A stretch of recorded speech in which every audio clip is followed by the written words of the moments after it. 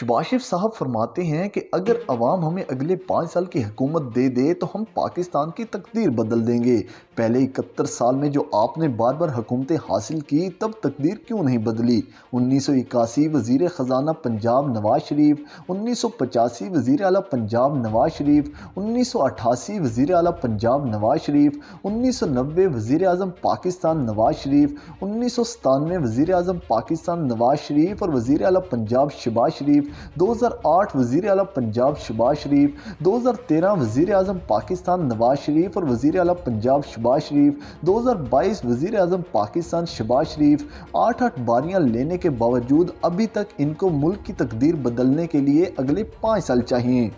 इसमें तो कोई शक नहीं है कि शहबाज शरीफ साहब तकदीर बदलने के माहिर हैं। ज़रा देखें तो सही, पिछले 8 माह के कलील अरसे में ही शहबाज शरीफ साहब ने पाकिस्तान की तकदीर बदल दी। 8 माह पहले तरक्की करते पाकिस्तान को, जिसकी ग्रोथ रेट 6% थी, जिसके फॉरेन रिजर्व 27 बिलियन डॉलर थे, जिस मुल्क में दुनिया सरमायाकारी करने आ रही थी, यहाँ एक्सपोर्ट इंडस्ट्री अपने अरूज की तरफ गामजन थी, भारत और बांग्लादेश के आर्डर्स पाकिस्तान को मिल रहे थे, चाइना की बड़ी बड़ी कंपनियां पाकिस्तान सरमायाकारी ला रही थी, जिनके लिए स्पेशल जोन भी बनाए जा चुके थे, गाड़ियों की कंपनियां अपने प्रोडक्शन प्लांट पाकिस्तान में लगा रही थी, पाकिस्तान की मईशत मेड इन पाकिस्तान की तरफ गामजन थी, मोबाइल फोन्स कंपनियां अपने प्लांट पाकिस्तान लगा रही थी, जिस मुल्क में 71 साल बाद बड़े बड़े डैम्स बनाए जा रहे थे, सेहत कार्ड के जरिए लोगों को 10 लाख तक का मुफ्त इलाज मुयस्सर आ चुका था, शेल्टर हाउस कायम किए जा चुके थे ताकि बेघर अफराद फुटपाथ पर सोने के बजाय आराम से गर्म बिस्तर में सोएं,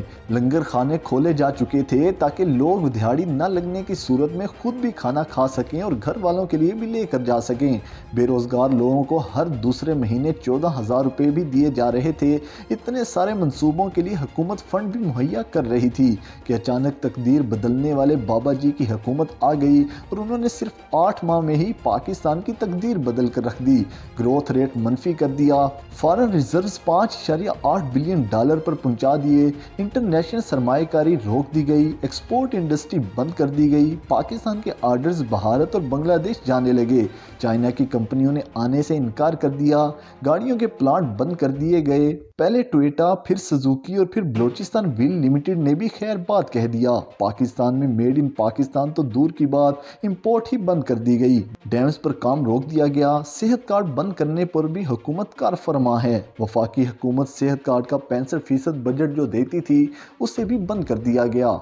इन तमाम इक़दामात से आप बखूबी अंदाज़ा लगा सकते हैं कि अगर मुल्क की तकदीर बदलने का हुनर है तो सिर्फ शहबाज शरीफ साहब के पास ही है। अगर चंद ही माह में मुल्क तबाह करना हो तो इनको शहबाज शरीफ साहब से ही मदद लेना पड़ेगी। ये मौसूफ ज़्यादा वक्त भी नहीं लगाते, चंद ही महीनों में तरक्की करते मुल्क को दिवालियापन के दाने पर पहुँचाने की काबिलियत सिर्फ इम्पोर्टेड वज़ीर आज़म के पास है। इम्पोर्टेड वज़ीर आज़म को ये बात करते शर्म भी नहीं आई कि अगले 5 साल हुकूमत मिलेगी तो तकदीर बदल दी जाएगी,